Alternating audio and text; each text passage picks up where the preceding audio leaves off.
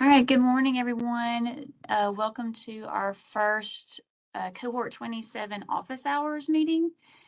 For those of you who haven't joined us for these before, these are very casual meetings where we pretty much just answer questions about the upcoming RFA and share any kind of new information that may have developed since the previous meeting or since the original RFA informational meeting, which was our previous meeting. Uh, so far, I can go ahead and share with you, there have been just a couple of minor changes. I had to do a little bit of a revision on the RFA, and then chose to make a change to the scoring rubric to make it where there's more points than there was before. We had last year I had reduced the points. I think the total the greatest number of points you could get was 120. But after thinking about it and contemplating that and looking at last year's scores, a lot of the scores were very, very close to each other.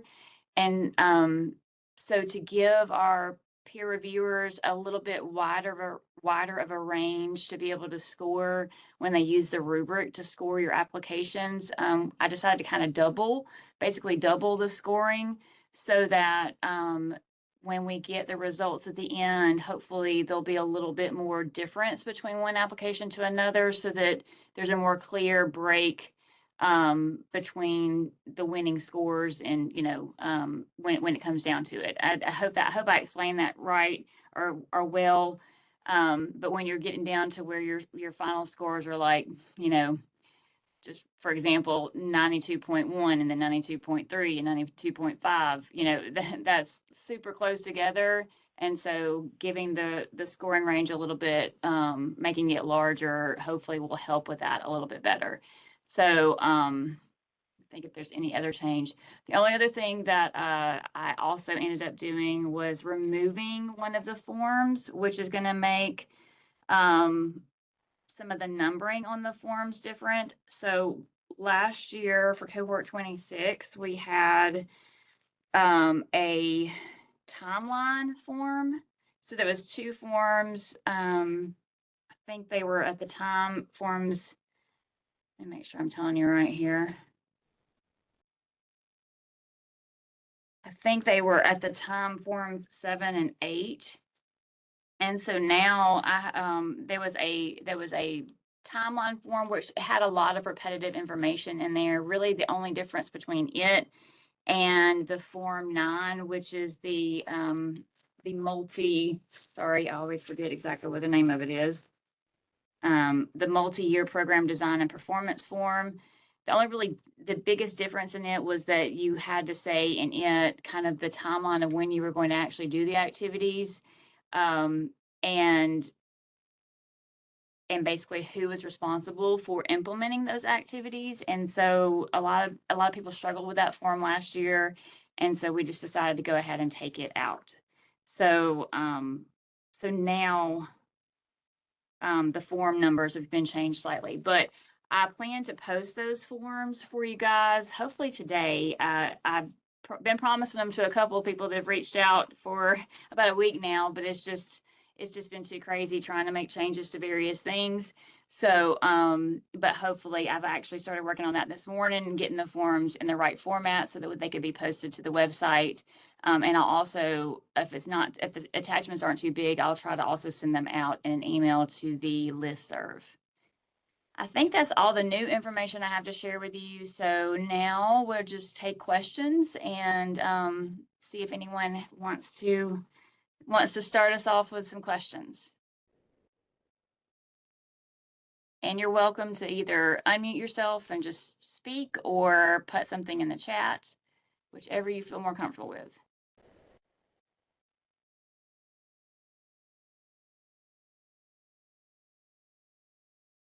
Use my wait time. Okay, I have a question. So Okay. it sounds like we can start writing based off of last year's RFA. Yeah, it's very similar. I would highly suggest you go back and look at the informational meeting, the detailed informational meeting from last week. Okay. I tried to go through the whole thing pretty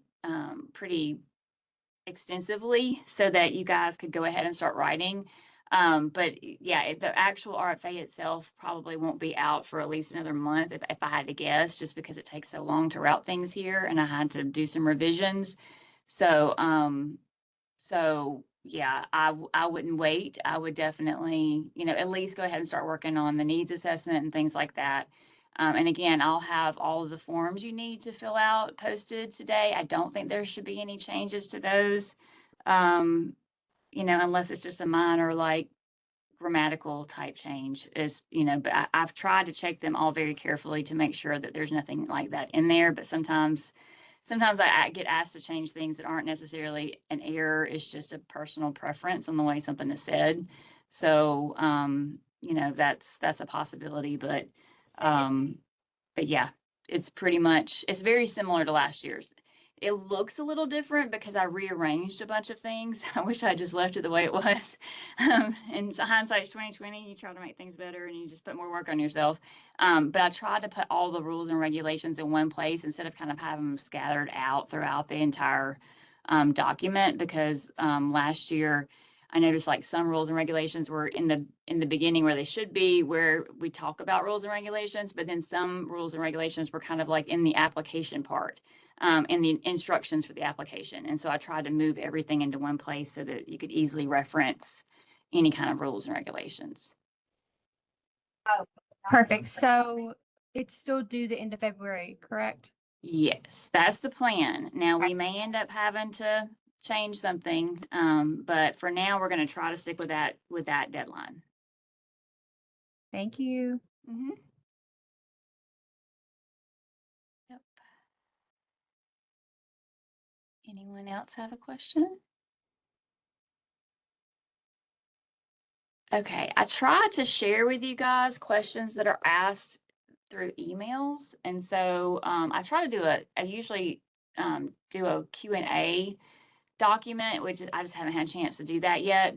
And I put those questions in there, but I can go ahead and verbally share with you what those questions and what the answers were. I had a site reach out and say, can CTE, workforce development, college and career readiness, etc., be incorporated into the grant application with the use of community and school resources to align with the current focus areas of our governor and president's agenda? And I said, absolutely. Those are all items that are on the approved list of activities from the feds. And I think they're a great idea, especially for programs at the secondary level. So your middle and high school programs, I think trying to incorporate your CTE activities into your after school program is a great way to bring those secondary students in. Let's see. And so then there was a question about the forms. And I just said I would try to get them uploaded as soon as I could, and would send them out to everybody at one time. So that was that question. There was a question about where they can find the Cohort 26 RFA to refer to. That is on our website. So so I could do that really quick, is kind of show you where things are on our website. So give me just 1 second. Let's see. I was on it a little bit ago. Let me drag it over to my other screen. And I can show you guys that. Right now I gotta figure out how to get back into where I can share. Sorry.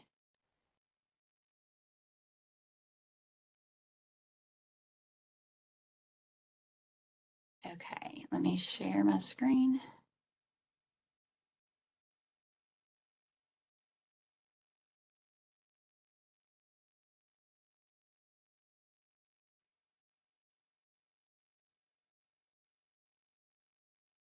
Okay.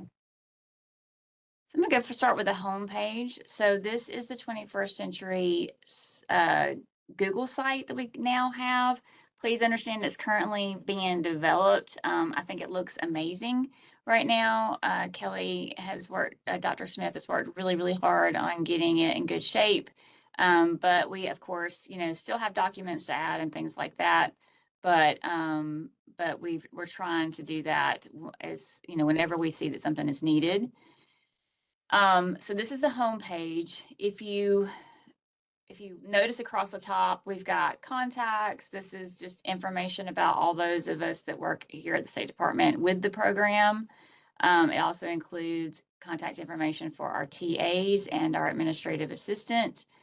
And then if you click on, if you start with the homepage, also there is a link here that will join people to our Cohort 27 email list. So if you need to join that listserv, then you can do it by clicking on this button. And then there is a special page just for Cohort 27 information. And so as we do these meetings, right here is the timeline. So as we do these meetings, we're going in and, well, it hasn't been done yet, but I'll make sure it gets done today. We're going in and adding the links to the WebEx meetings into this document. And so right now it's just got the meeting link, but we'll try to get those links to the YouTube channel in there today. But the recording that I was talking about a minute ago for our detailed grant application, I think this is if you click on this one, I think this is actually the, well, I think you have to actually click over here on the WebEx and it will take you to the recording of the actual meeting. But also you can go to our YouTube page and it has, we'll post all of these office hour videos on the YouTube page as well. I'm still learning the website myself and Kelly keeps making changes to it. So every time I go on here, it's something new, which is great. Let's see if there's any information. Okay, no. All right. So then we have our calendar and monthly newsletter. We just started doing the newsletters. We only have one so far, and I don't think it's actually on this page yet. But we do have also the RFA meetings on this calendar. And then if you go over to resources, there's grant guidance. You can click on here, and this is where you can find the Cohort 26 RFA. You can click there, and it'll take you to that. There's also the Cohort 17 RFA, and then also the federal non-regulatory guidance. You can access it here. Then if you go to sub-grantee resources, then you can see our pre-screened external organization list. Now I'll be honest with you about this list. It's not very big right now. We're trying to get organizations to sign up to be pre-screened organizations. We've had this list, we've had the ability to do that for a couple of years. We just haven't had a huge number of people do it, but just to let you know, we are mandated to provide this list to you, and we will continue to do so. But just because an organization is not on this list doesn't mean you can't partner with them for your grant. So this is a list of organizations that we have vetted, and of course you're welcome to partner with, but you can partner with others outside of this source. Then there's just field trip documents for our current grantees. And here's our November newsletter. Probably need to move that to another page. But again, we'll continue to add things. This is new to us. We usually have someone else that helps with our website. And we're still working on that contract coming through. So we are just managing it ourselves right now until we can get some help in place. And then we also have some other community resources. If you click on the community resource page, these are all great resources for after school programming in general. And again, if you want to be on our pre-screened list of organizations, here is the link to take us to that. Okay. And then we have our external evaluator information. So if you don't know, if you need an external evaluator, there is a contact list for external evaluators on the website. and some of our evaluation forms and that sort of thing that probably won't interest you yet, but may someday in the future.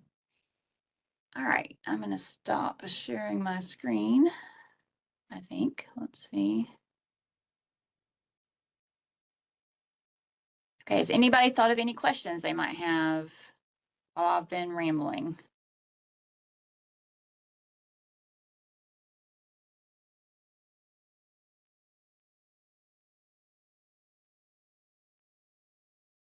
Okay. Well, until someone speaks up, I'm going to read another question that came from an email. I have a question about field trips versus service trips. If we go to a school, the library, airport, one of our AI centers, a university esports room, etc., that have resources that we do not and may not have the funds to buy, can those be part of the lesson as opposed to a field trip? Okay, and it references a presentation that was at ACA with our CTE, our ALSDE CTE people. And it just says this would allow us to use the equipment and staff at the high schools in their CTE programs and our lesson planning and programming. Okay, so typically with field trips, you can only take one per semester during the school year, and then you can do one a week during the summer. Okay, but this is a great question because if leaving the building is actually a part of the activity, the regular activity that we're doing, is that really considered a field trip? And I don't think it is in this case. So if you're doing, let's say, a CTE activity, and I'm just going to use Elmore County as an example because that's where my children go to school and went to school. Elmore County has like a CTE center, a tech center, okay, where all of their high schools will send their students to do their CTE classes, and they have the equipment there for those CTE classes. My son did the engineering course, and had to be transported there each day to do his engineering CTE classes.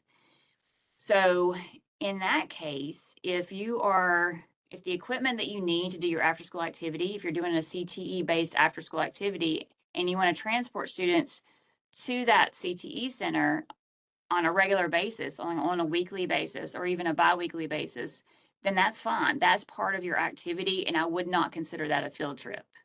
Okay. Of course, you need to get parental permission, whatever you would typically do at your school, to make sure that parents understand that the students are being transported from the center to another location, and have their signatures or whatever, make sure your safety plans are in order for that. But I would not consider that a field trip. Now, if you took those same kids and you guys went to Auburn University to check out their engineering program, then that would be considered a field trip because you're doing like a one-time going somewhere else, doing something outside of the typical normal transportation that you would do on a regular basis for that particular activity. So I would consider that a field trip. Other examples that I thought of that I shared with this person, let's say that you put together a program for high school seniors where learning schools is part of a workforce development program, where you were teaching them skills as part of a workforce development program, and part of that program was apprenticeships or internships at various businesses, local businesses. Okay. So let's say that as part of your plan, as part of this planned activity that you're doing with these students, let's say it's a semester long activity that you're going to do. You guys meet twice a week for the semester. And during parts of the time, you teach skills and you talk about workforce and you talk about different jobs. But then other weeks, you actually take the kids and they do kind of an internship at a business. So they spend 2 or 3 hours at a business actually learning the trade, or doing something of that nature, because it's part of that planned activity, and you got it approved ahead of time to transport these kids from your school to these planned places, then that would just be considered part of the activity and not necessarily a field trip. Okay. All right, great. I have a question. Would your response be applicable to visiting a VA or nursing home as it relates to a service learning project? Um, I to me, if it's related to your service learning project and it's something you're going to do regularly, then I would not consider that a field trip. Okay. Um, I would consider that as part of your service learning project. Now, again, it needs to be kind of a planned out thing.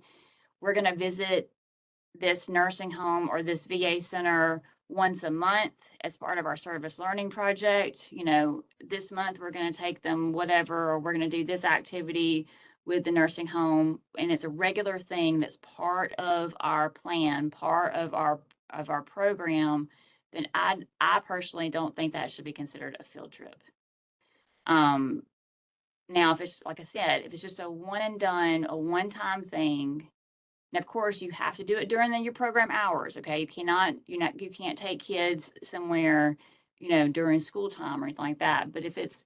But typically, I would consider a field trip as being something where you're doing it's like a one time trip or even like a one or two time trip, but it's outside of your normal program activities. It's not part of your normal plan that is, of that activity.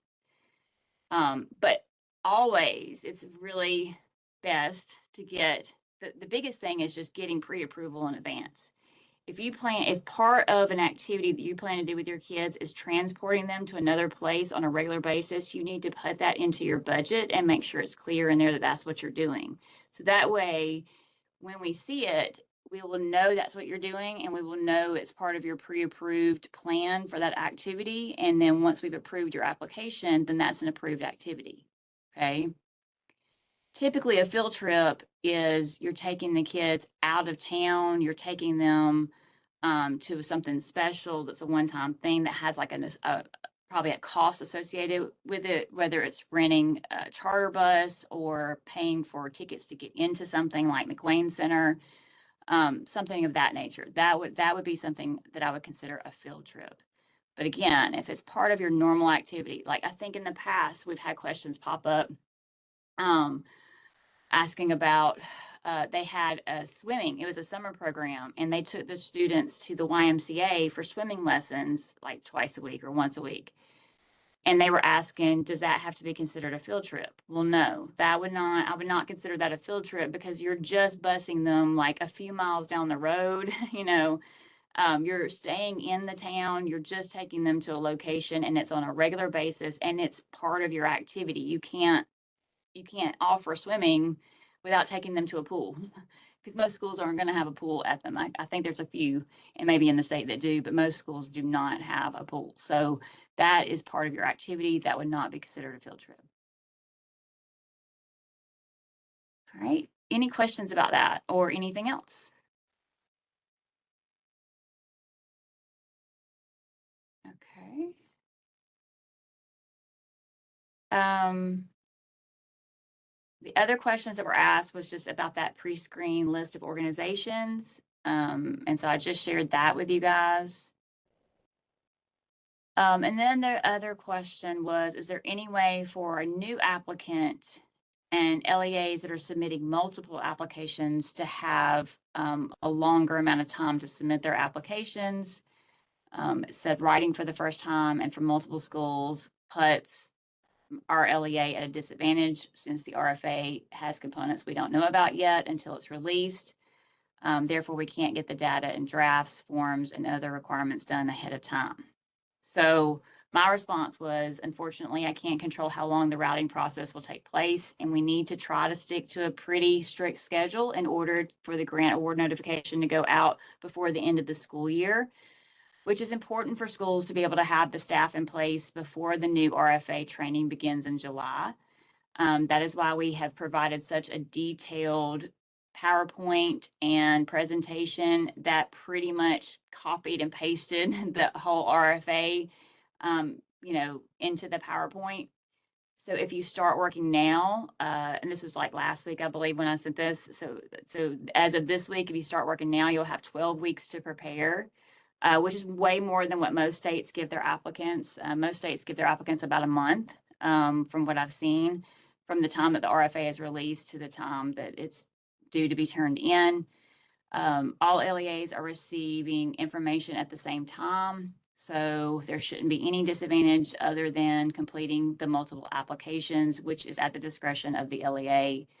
And I just would suggest that you create an application development team at each site that plans to apply and have them do the bulk of the work with the program director providing guidance and supervision. All right. Any questions about that?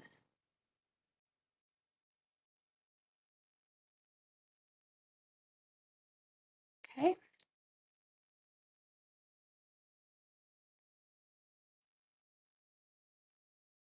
All right. I'm going to sit here for a little bit longer and see if anyone else has any questions. But otherwise, we'll end early for the day. We don't really have any additional or new information to share other than what I shared already.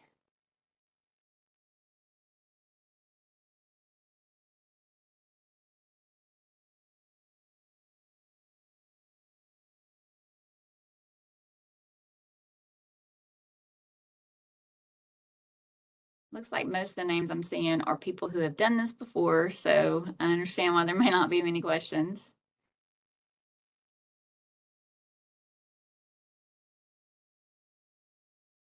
All right, so again, let's see, our next meeting, to my list here, will be on December 18th from 3:30 to 4:30. That might be why we have such a small, low count here today, because it's early in the morning, or not early, but it's in the morning and everybody's in school right now. But we'll meet next time from 3:30 to 4:30 on December 18th at the same link. And again, I'm working right now on trying to get all the forms in the right format. I try to give you availability of the forms as a PDF and as a fillable PDF so that you can type into them. I like those personally, but either way is fine. If it's easier for you to print the form and just write into it, that's okay. Just try to make sure that you write legibly.